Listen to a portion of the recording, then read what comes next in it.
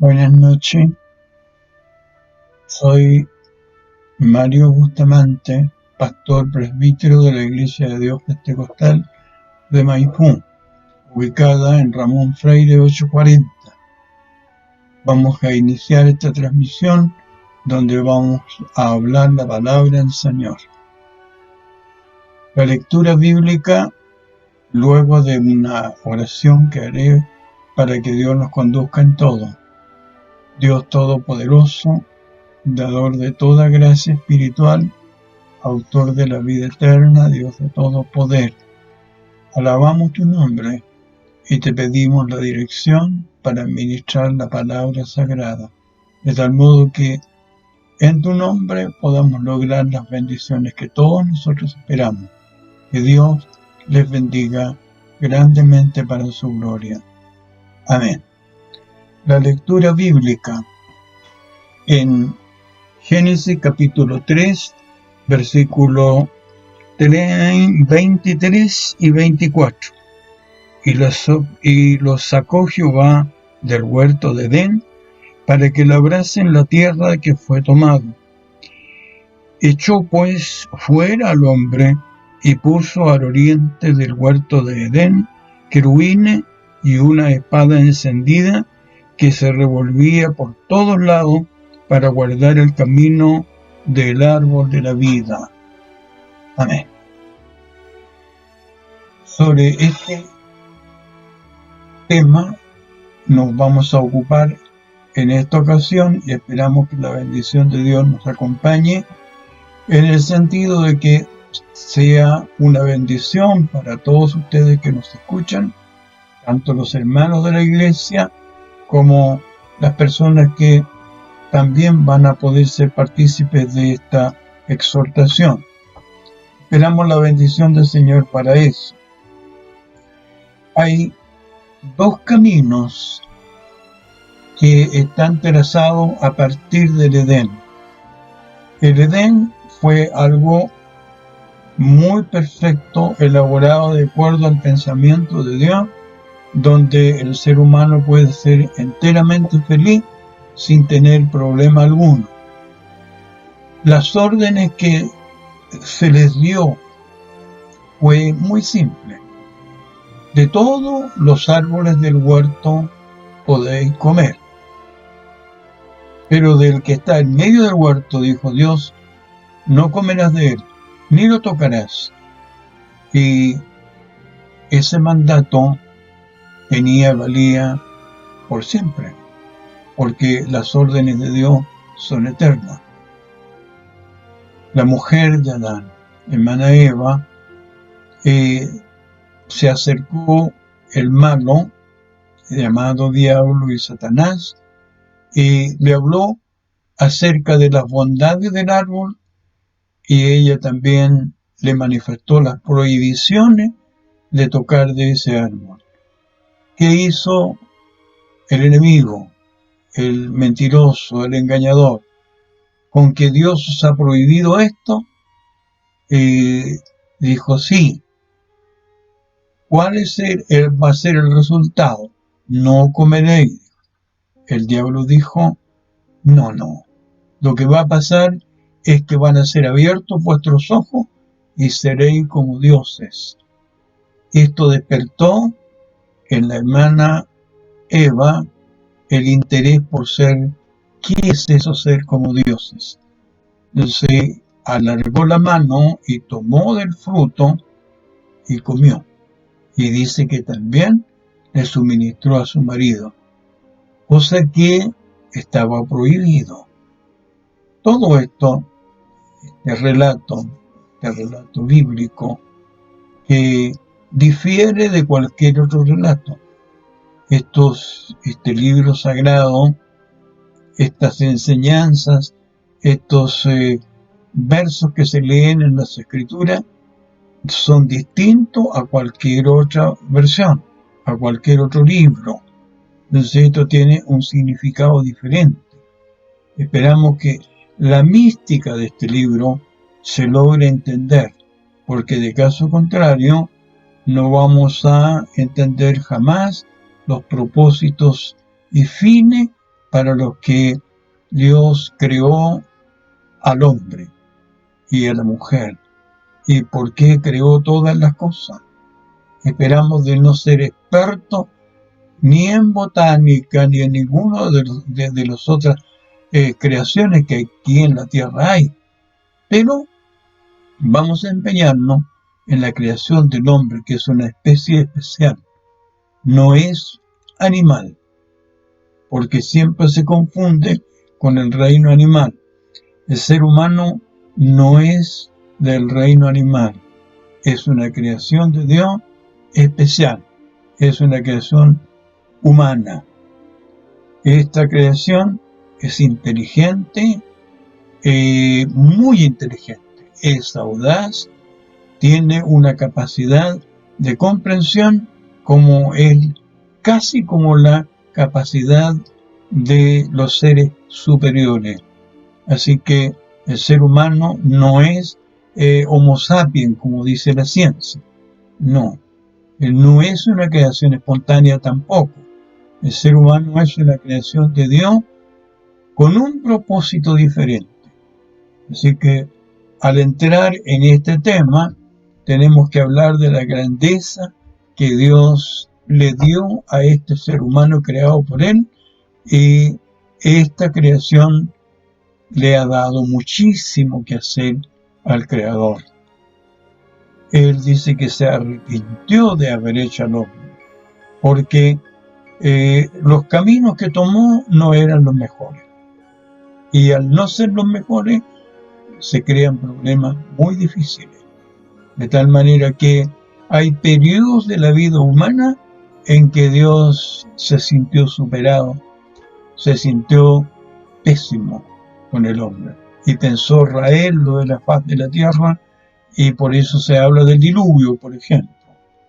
Hay otras cosas que han sucedido que a Dios le molesta mucho.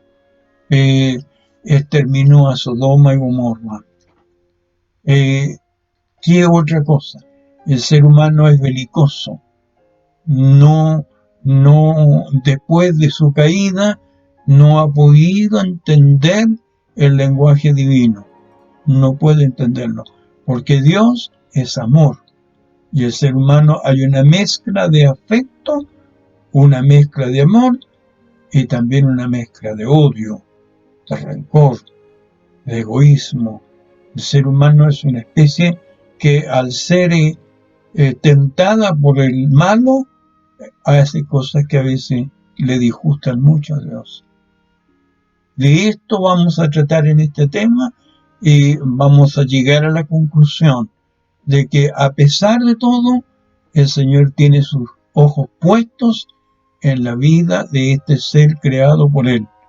Vigila, lo cuida y le da un interés especial. Esperamos que en esto están incluidos todos nuestros hermanos, toda la especie también, y por eso es que vamos a hablar celosamente de lo que significa servir a Dios. ¿Qué es Dios para el ser humano? Es el creador. Es decir, aquí no entran las teorías humanas, la ciencia ni antigua ni moderna, las civilizaciones. Para él esto es diferente a lo que piensan los seres civilizados de hoy. Hoy día se habla mucho de la especie como una especie animal, y la verdad es que no es animal. La verdad es que es una creación de Dios para vivir en una dimensión superior. Esta creación es jefa de toda la creación. Tiene dominio sobre toda la creación. Y eso es necesario que nuestros hermanos, que nuestros auditores se den cuenta al abrir este abanico de cosas que de verdad nos sorprenden muchísimo, ¿no? Yo espero que ustedes vayan entendiendo que el camino trazado tiene un fin determinado. ¿Qué iba a hacer Dios cuando ya perdió la primera batalla? El enemigo logró engañar a esta pareja, a estas personas, a estos dos seres. Los engañó. Ahora, ¿cómo hacerlo en el devenir de los años? Esta especie podía procrearse. Y desde la procreación aparece una cantidad innumerable de seres humanos que de verdad iban a ser un deleite para Dios, pero no resultó así. Hay cosas como las que ya he señalado, un diluvio, una exterminación casi total de un par de ciudades y amenazas de otras porque tomó un camino equivocado.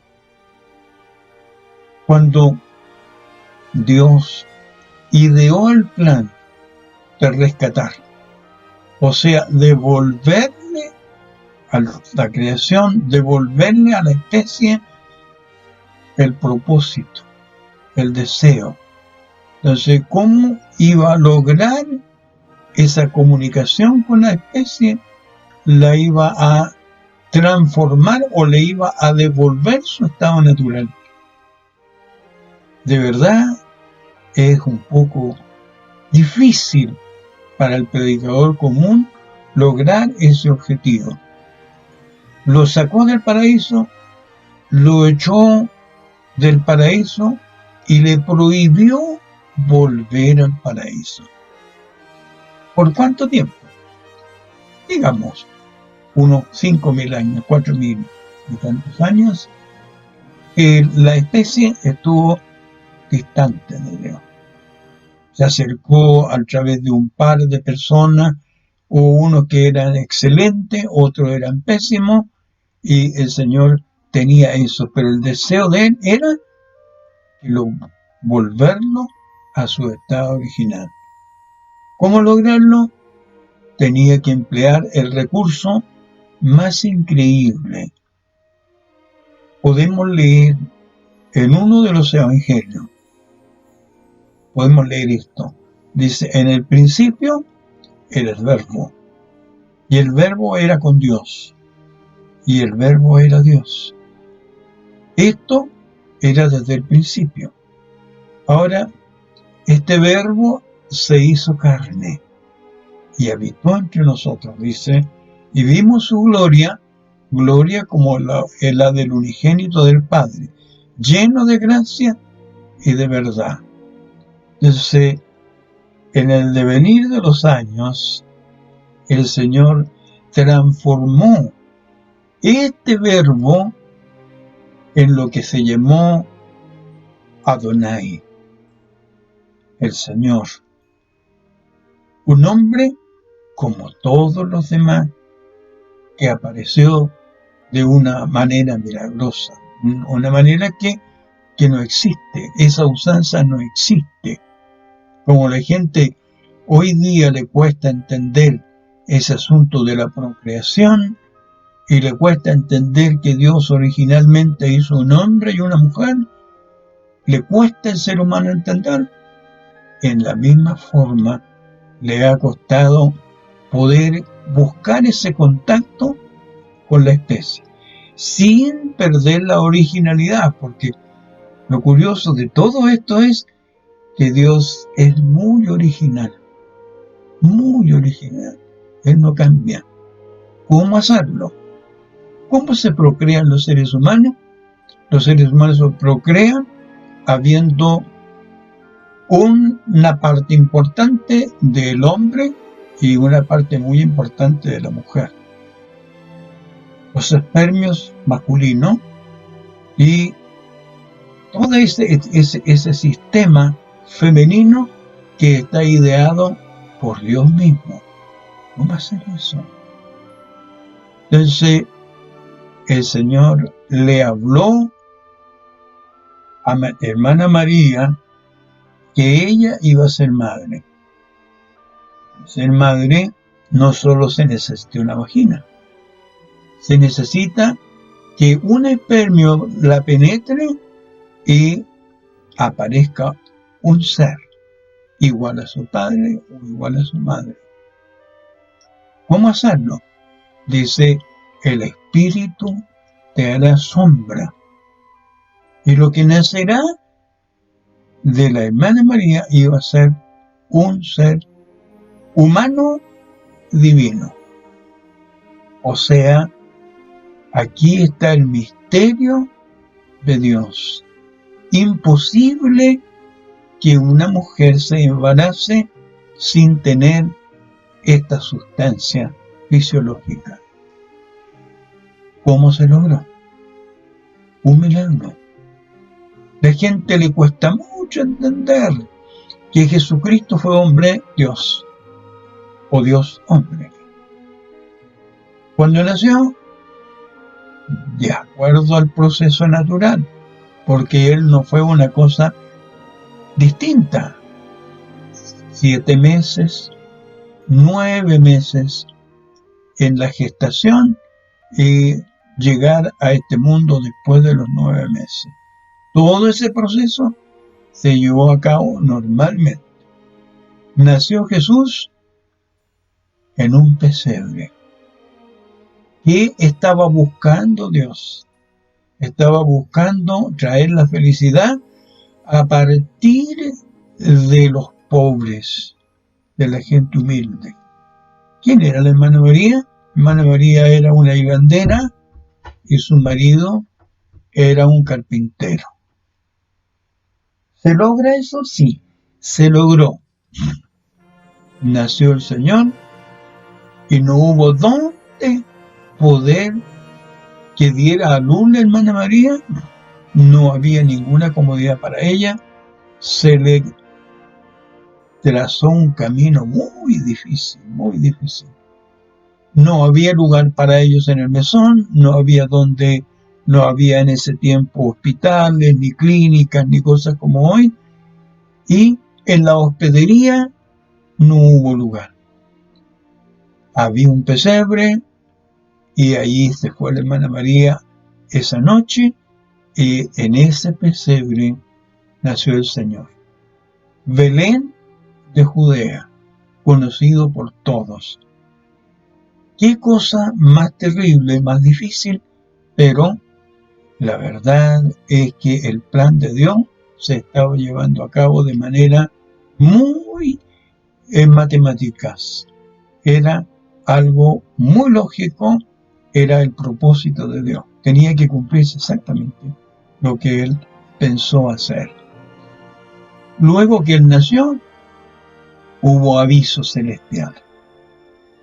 Hubo una estrella que llevó los mensajes, primero los pastores, los magos, y esa historia el mundo entero la conoce. Quien conoce la Biblia, conoce todos estos relatos que con la ayuda del Señor yo trato de llevarlos a todos ustedes. Lo otro es que tan luego como Herodes, que era el gobernante de esos días, se enteró de esto, trató de eliminar a Jesús. ¿Por qué? Porque hay una contienda entre el bien y el mal.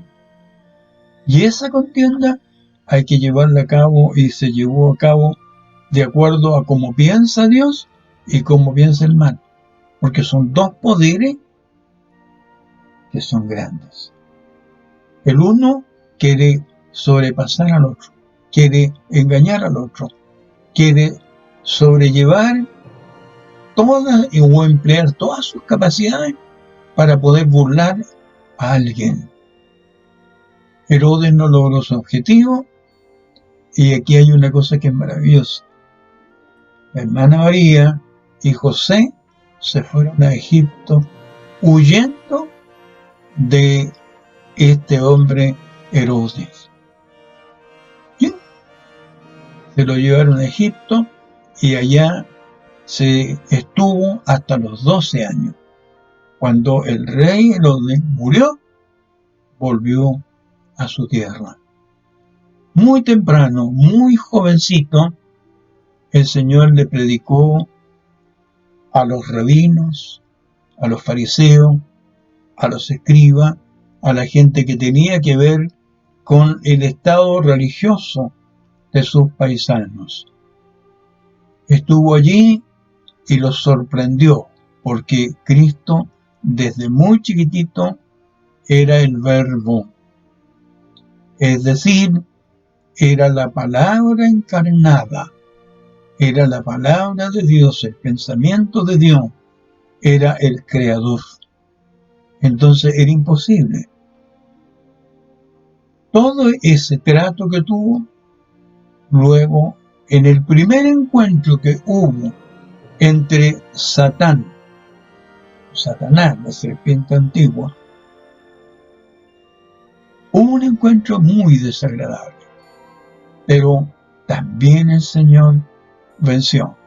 ¿Por qué? Porque para iniciar un trabajo tan delicado como el que él venía a cumplir, había que santificarse.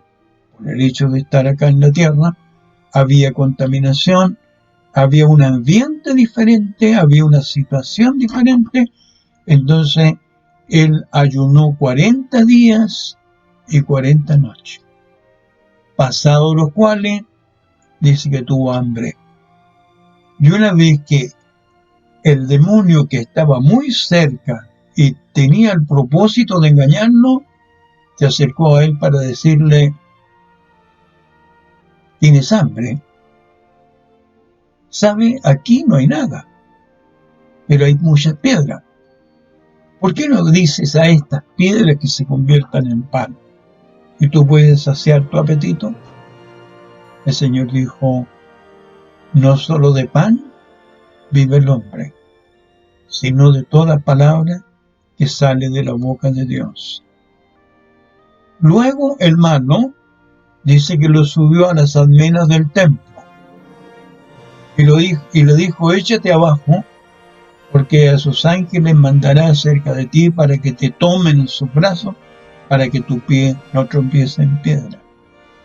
¿Qué quería el malo? Quería abusar, quería entorpecer el propósito de Dios y convertir a este personaje celestial, a este gran siervo de Dios, a este Dios también, quería que abusara de ese poder y darle el espectáculo. Y el Señor no vino a darle espectáculo a nadie. Él vino a salvar lo que se había perdido. A eso vino, no a otra cosa. Luego que no logró el objetivo, dice que lo llevó a un monte alto. Y en un momento le mostró todos los términos de la tierra y la gloria de ellos. Y se atrevió a desafiarlo y a hacerle una oferta que de verdad es espeluznante. Es un atrevimiento increíble. Le he dicho: si postrado me adorares, yo te entrego todo esto, porque a mí me fue entregado. El Señor le dijo: retírate de mí, Satanás. Al Señor tu Dios no tentará y a Él solo servirá. Imposible. Y dice que Satanás se retiró por algún tiempo. Y él empezó sus primeros trabajos.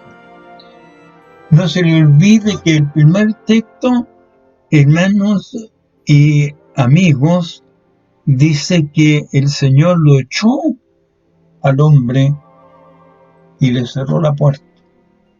El ser humano cayó en una maldición. Es terrible lo que allí ocurrió. Pero ¿qué pasó? Dice que lo primero que hizo fue subió a un monte y se sentó allí y empezó a hablar de las bienaventuranzas. Bienaventurados, dijo, los mansos, los pobres. Bienaventurados los misericordiosos. Bienaventurados los que tienen hambre y sed de justicia. Eran las bienaventuranzas. No se le olvide que la maldición cayó por la caída y por eso perdió el paraíso. Pero estaba en la tierra ya la bendición.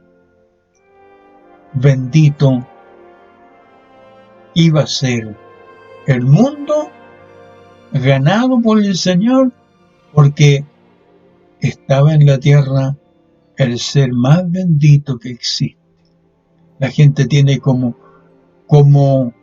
una especie de lápida que dice la suerte. Nosotros los cristianos sabemos que no existe la suerte. No saben lo que existe, la bendición. La bendición. Larga vida, bienestar de todo tipo, paz y armonía. Eso se llama bendición. Y esa bendición, que no es suerte, esa bendición venía con el verbo de Dios. Este verbo que se hizo carne, ese verbo que habitó entre nosotros y que vimos su gloria como la gloria del unigénito del Padre, lleno de gracia y de verdad. Maravilloso, sí. Su trabajo lo inició bendiciendo, y le enseñó al pueblo judío, le enseñó a los fariseos, a los escribas, le enseñó a los religiosos, a los rabinos, les enseñó que Dios era el Padre, y les enseñó el Padre nuestro que estás en los cielos. Y ustedes conocen esta plegaria, que es un modelo de las plegarias que el ser humano debiera aprender, como lo hacen nuestros hermanos. Gracias a Dios, ellos conocen esta finalidad. Ahora, es posible hacer muchas cosas, pero la contradicción, la lucha que empezó con la tentación del demonio, con encontrarse con un mundo de una moral distinta, de una forma de ver la felicidad de un modo diferente. Se encontró con ídolos y con religiones que de verdad eran para él absolutamente falsas y no creíbles. Se encontró con una lucha cerrada. ¿Qué dijeron de él? Que era un falso profeta. ¿Qué dijeron de él? Que era un falso rabino. ¿Qué dijeron de él? Que no representaba a nadie. Y hay en las escrituras una mención muy escasa en el mundo de ese entonces, el mundo civilizado, pasó ignorado. Hay un contemporáneo de Jesús llamado Josefo que lo menciona en unos pequeños renglones acerca de su existencia. ¿Por qué? Porque estaba ignorado. Había un lenguaje popular porque la cultura de los griegos se había apoderado allí, los romanos en el poder y los griegos en la ciencia. El Señor se vio enfrentado a estas cosas tan difíciles. El idioma en que se escribió y en que por lo general el Señor dio su mensaje era en griego, que era prácticamente no un lenguaje académico, sino era un lenguaje común, ¿no? Koiné, es decir, un lenguaje popular. Y la Biblia, de hecho, se escribió en esta lengua, especialmente el Nuevo Testamento. Una injusticia, una arbitrariedad, una sociedad que no ofrecía ninguna garantía y que había una clasificación de la vida humana como esclavos. Tenían un vasallo y tenían a alguien encima que se dictaba las componentes sociales, y había una situación muy incómoda, de verdad muy incómoda. Y el Señor se enfrentó a todo eso. A pesar de eso, el Señor hizo muchas cosas. Le dio pan a los hambrientos, sanó a los enfermos, resucitó a los muertos, limpió a los leprosos, le dio ojos, al que estaba ciego, brazos al que no tenía brazos, hizo una cantidad infinita de milagros, que si cada uno dice y testifica uno de los evangelios, si hubiese escrito por cada acontecimiento, pienso, dice, se habría sido una fantasía. No se podía hacer eso. Pero los milagros y todo eso lo hizo. ¿A quién le llevó esto? Al odio de la religión, al odio del Sanedrín, el poder político religioso que tenía su forma de gobernarse. Fue enemigo de los pontífices, enemigo del gobernador, representante del Imperio Romano. Todo esto lo enfrentó con una hidalguía y con una nobleza tan grande que de verdad asombra, porque los discursos de Jesús relatados por el hermano Juan, el apóstol Juan, son maravillosos, son una joya de verdad que cualquier ser humano se confunde al escuchar. Yo espero que toda esta maravilla, esto que contamos con tanta alegría que nosotros nos satisface poder presentar y sentirnos hijos, cohermanos, como Él nos trató, de verdad, con una capacidad y una nobleza increíble. Él se compadeció de todos, bendijo a todos y de verdad, cuando le tocó enfrentar cosas muy difíciles, siempre salió airoso. Y Él dijo, yo he vencido al mundo, al demonio y la carne, y ustedes, le dijo a los discípulos, también van a hacer lo mismo. Yo espero que toda esta maravilla de que les he contado en este sermón, ustedes sean edificados y sepan que tienen un Dios grande, potentísimo, que tiene un amor increíble. Ese amor no comparado con nadie, es un amor espiritual y que alcanza la parte física también, porque no deja de velar por el que nada es en este mundo. Y Él dijo así, que Él levantaba al caído y le daba vida al que no tenía vida. Eso es el Dios a quien nosotros servimos. Le tendieron una celada, una emboscada, lo tomaron preso y lo llevaron a la cárcel. El gobernador de ese tiempo, Poncio Pilato, escuchó y se lo trajeron a él para que lo juzgue y lo condene. Él dijo, yo no he hallado en él ninguna culpa. Él no es digno de morir, no tendría por qué hacerlo. Insistieron, pidieron a viva voz, pidieron, crucifícale, crucifícale, crucifícale. Todo eso hicieron con un desprecio tan grande que uno se asombra. En el siglo XXI escuchar esto asombra. Una persona buena, llena de virtudes, un benefactor de tanta gente, sentenciarlo a muerte porque se sintieron superados. Porque un hombre que nunca fue al colegio, un hombre que nunca estuvo en una escuela, menos en una universidad, que en ese tiempo prácticamente ni siquiera se nombraban universidades, eran altos colegios que estaban precisamente en la capital. Ahora, todo esto superado a todas estas gentes, lo condenaron a muerte. Lo coronaron con una corona de espinas, lo clavaron en una cruz, un elemento de verdad bastante despreciable. ¿Y por qué menciono la palabra maldito?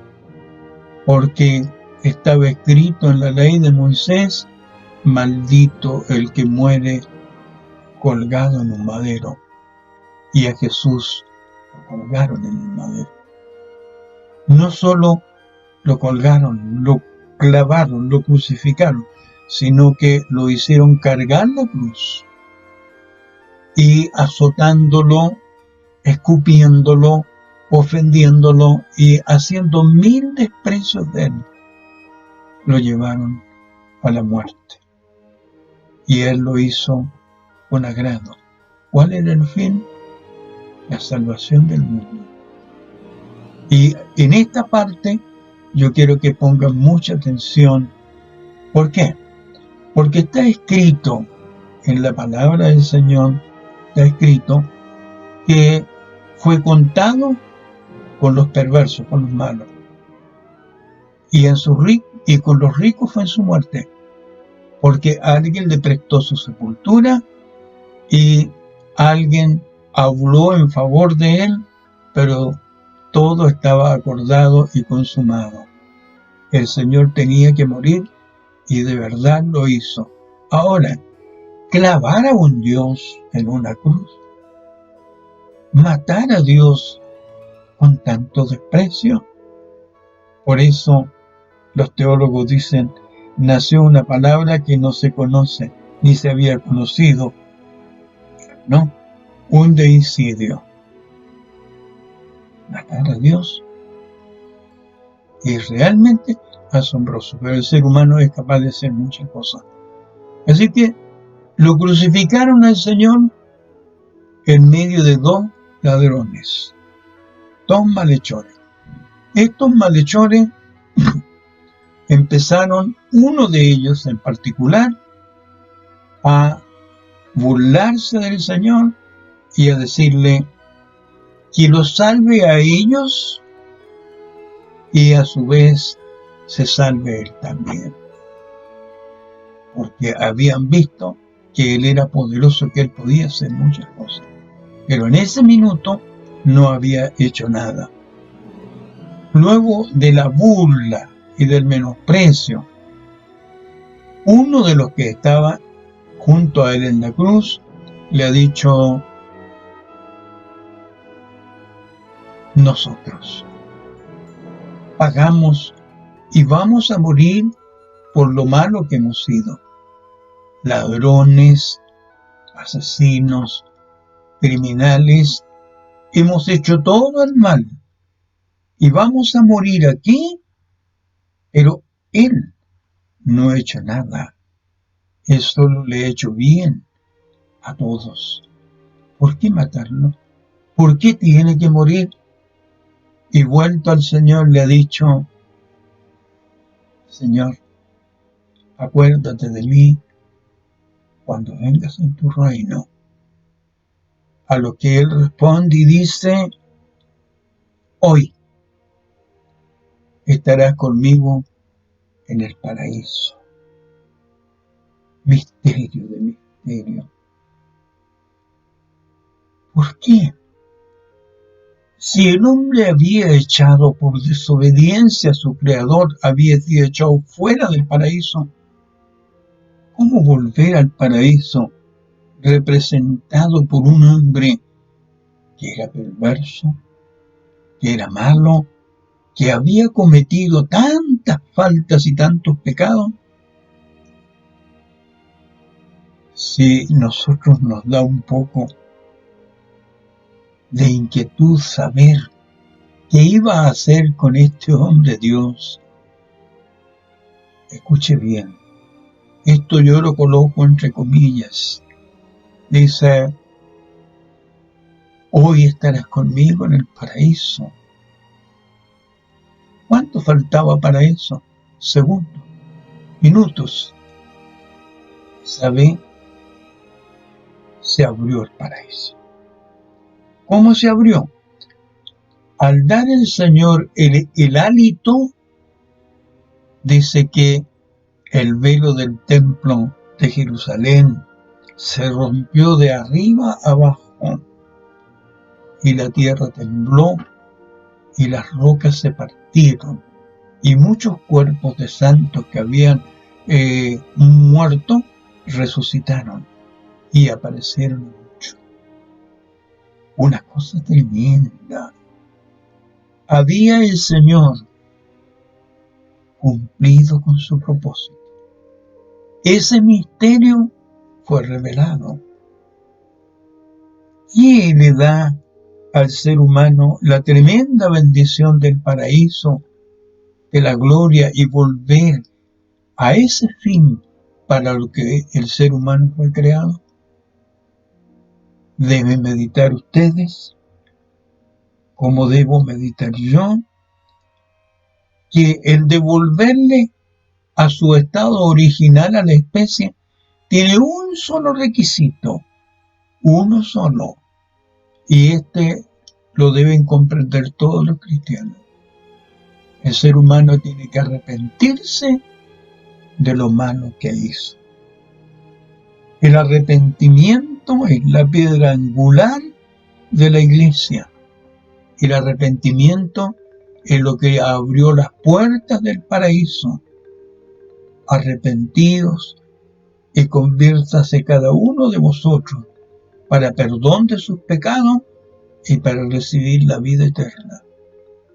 Se puede volver al paraíso, se puede entrar a la gloria, se puede el ser humano relacionar con el Creador después de tantos inconvenientes que ha habido para vivir en esta tierra, después de tantos crímenes y tantas cosas desagradables. ¿Es posible vivir en un reino diferente, en un estado distinto al que estamos viviendo? Hoy día, como está la sociedad, fragmentada, esta sociedad en que hay ricos y pobres, en que hay malos y muy malos y gente menos mala, en que hay una cantidad de injusticia que no se puede contar en detalle. ¿Puede uno que vaya de esta tierra y llegar allá y que el paraíso esté abierto para que viva en él eternamente? La palabra de verdad es que sí. ¿Puede el ser humano ir al paraíso? ¿Puede ir a ese reino venidero? Ese que dijo él, el reino de los cielos entre vosotros está. ¿Y quién era ese reino de los cielos? El mismo Jesús. Adonai, él, el mismo Señor. Él estaba allí.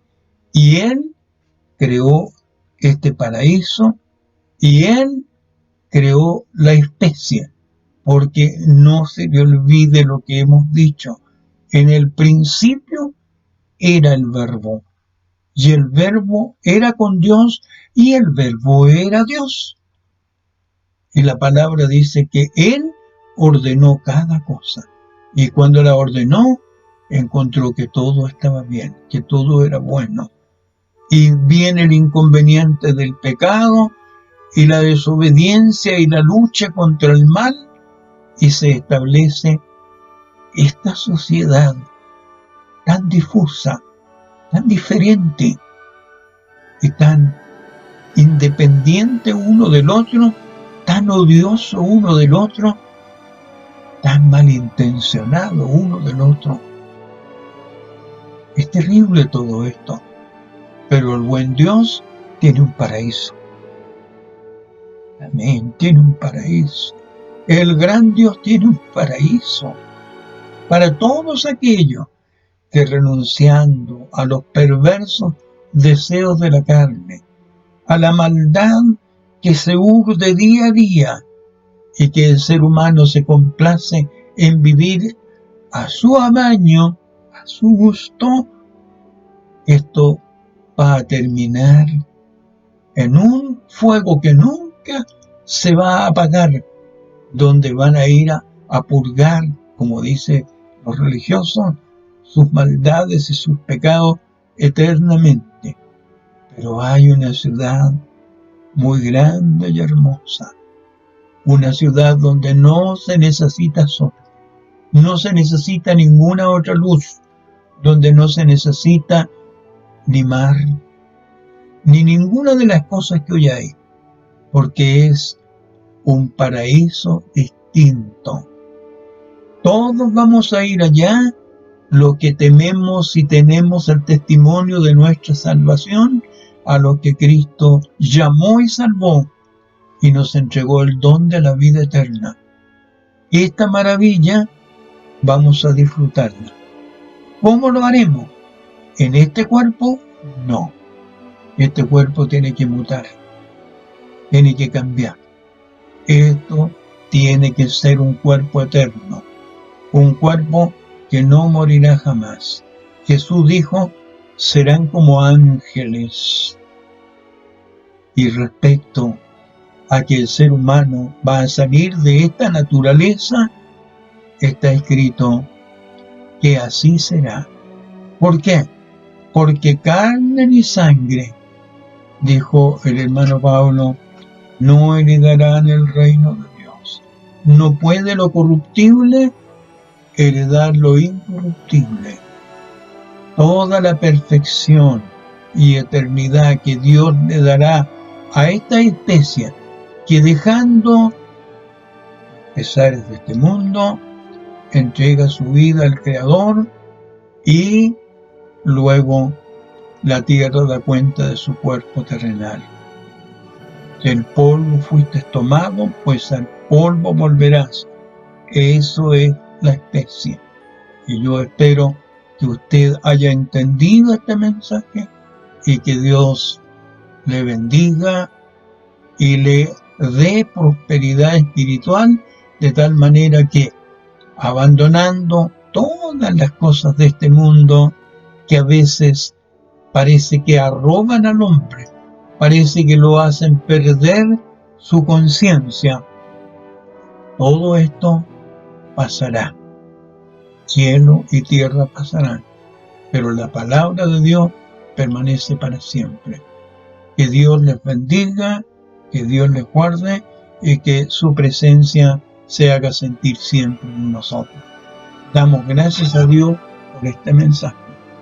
Dios Todopoderoso, en el nombre bendito de tu Hijo Jesucristo, invocamos tu santísimo nombre, recordando que somos tu creación y que tú hiciste todo el esfuerzo y impulsaste a cada uno de nosotros a entender que entregando la vida pecaminosa de este mundo y entregándonos a una vida piadosa, llena de contenido espiritual, y a través de tu Santísimo Espíritu Santo hemos logrado sobrevivir y esperamos gozar de ese reino eterno. Cuando esta carne ya no esté, nuestro espíritu volará al Creador. El ser humano fue creado y se alentó en su nariz soplo de Dios. Ese soplo de Dios vuelve a Dios, que lo dio para disfrutar un reino diferente. Alabado sea tu nombre, Señor. Gracias por amarnos, gracias por ser tus hijos. Bendice a todos los oyentes, especialmente a nuestros hermanos que han escuchado y van a escuchar esta palabra. Tu bendición sobre cada uno, en el nombre de Jesús, tu Hijo, nuestro amado y bendito Salvador. Amén. El Señor les bendiga.